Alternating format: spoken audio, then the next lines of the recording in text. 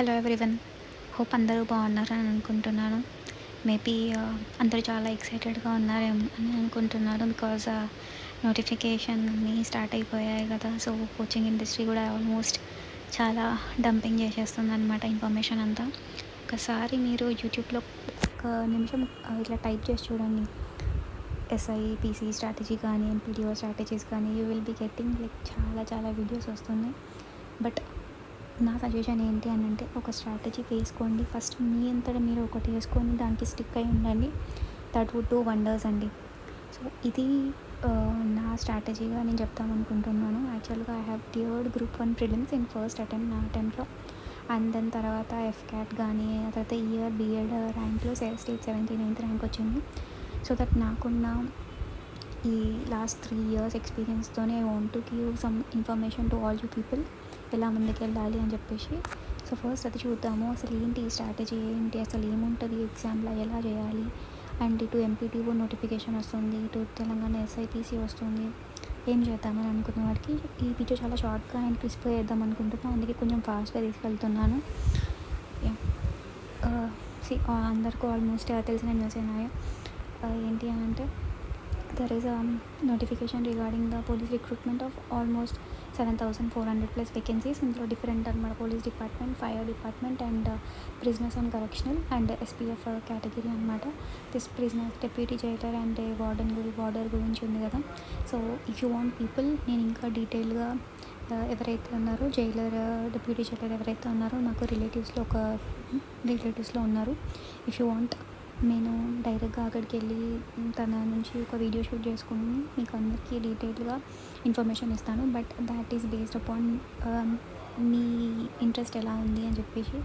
మీ దగ్గర నుంచి నాకు ఎంత ఎక్కువగా ఇన్ఫో వస్తే I would put for that అనమాట.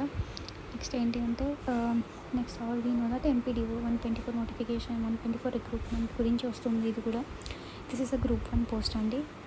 సో బట్ దీనిలో 124 వేకెన్సీసే కానీ మీరు అనుకోవచ్చు. జనరల్గా గ్రూప్ 1 పోస్టులు ఆల్మోస్ట్ ఎంత అంటే 500 నుంచి 600 దాకా ఉంటాయి. బట్ అలాంటిది ఒక దీంట్లోనే 500 ఓన్లీ 120 పోస్ట్ ఇచ్చారు అనుకుంటే ఎంత పెద్ద థింగ్ అని చెప్పండి ఒకసారి. దట్టు గ్రూప్ 1ది. So it's a big opportunity అనమాట. ఎవరైతే లాస్ట్ ఇయర్ గ్రూప్ 1 రాలేదు వాళ్ళకి చాలా బిగ్ ఆపర్చునిటీ అనమాట.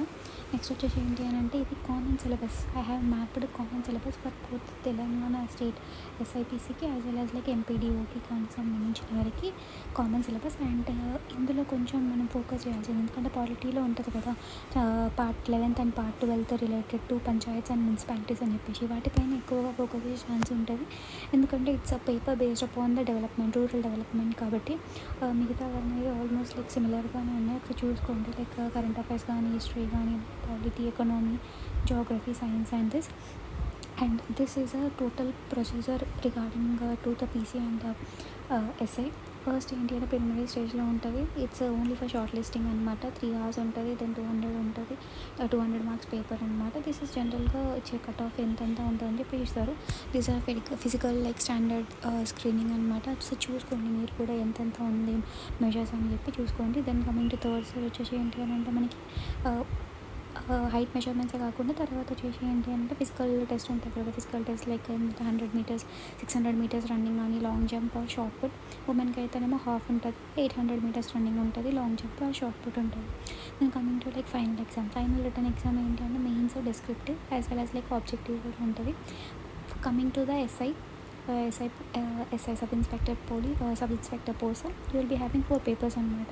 ఇంగ్లీష్, తెలుగు లాంగ్వేజ్ పేపర్ అది, దెన్ అర్థమెటిక్ రీజనింగ్ ఒకటి, జిఎస్ పేపర్ ఒకటి. Coming to English and Telugu ఏంటి అంటే దే ఆర్ క్వాలిఫైయింగ్ పేపర్స్ అనమాట. And coming to PC and constable 2 papers ఉంటాయి. అవి ఒక అర్థమెటిక్ రీజనింగ్ అండ్ జిఎస్. చూడండి, లాస్ట్ 2 papers ఏంటి అని అంటే రెండింటికి కామన్, బట్ ఫస్ట్ పేపర్ మాత్రం ఏంటంటే ఎస్ఐకి అనమాట. దెన్ లాస్ట్ స్టేజ్ ఏంటంటే మనకి ఫైనల్ సెలెక్షన్ వెరిఫికేషన్ ఉంటుంది. Then coming to MPDO recruitment అనేది ప్రిలిమ్స్ స్టేజ్ ఉంటుంది. ప్రిలిమ్స్లో మనకి 150 questions ఉంటాయి అనమాట. జనరల్గా ఇది 2 hours ఉంటాయి. Then coming to like mains examination ఏంటంటే మనకి ఈచ్ మొత్తం 6 papers ఉంటాయి. ఫస్ట్ పేపర్ అయితేనేమో వస్తాయి. దెన్ యూపీఎస్సీ బేస్డ్ ప్యాటర్న్ లాగానే ఉంటుంది మెయిన్స్ అయితే.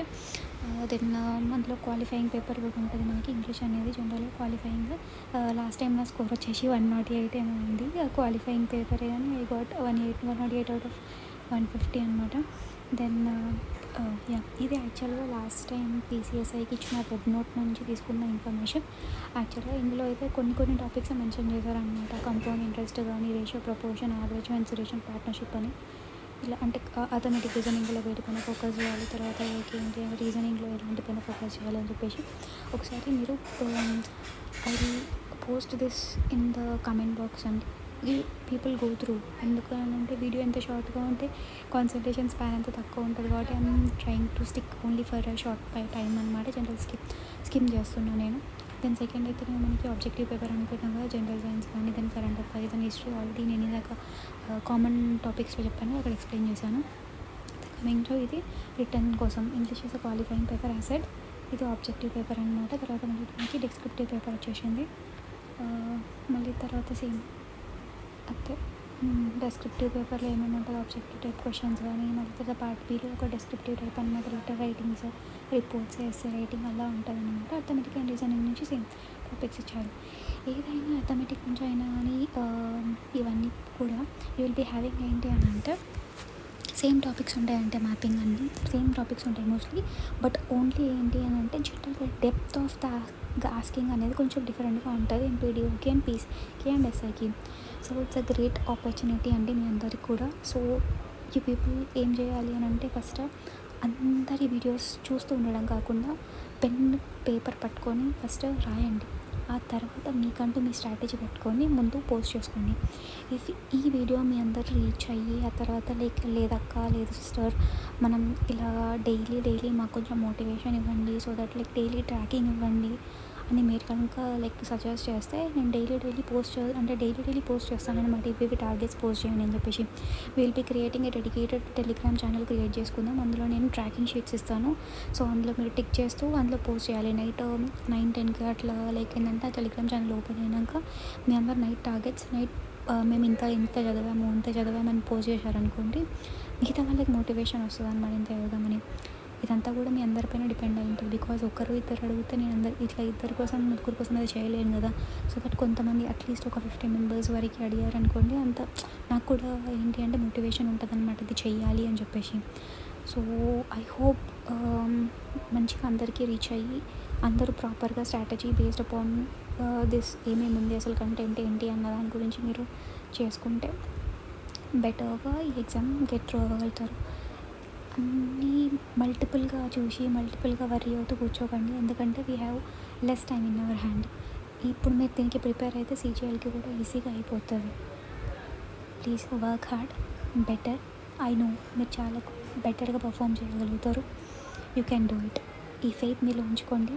Keep moving. Thank you and follow జనస్త్రా ఫర్ మోర్ అప్డేట్స్.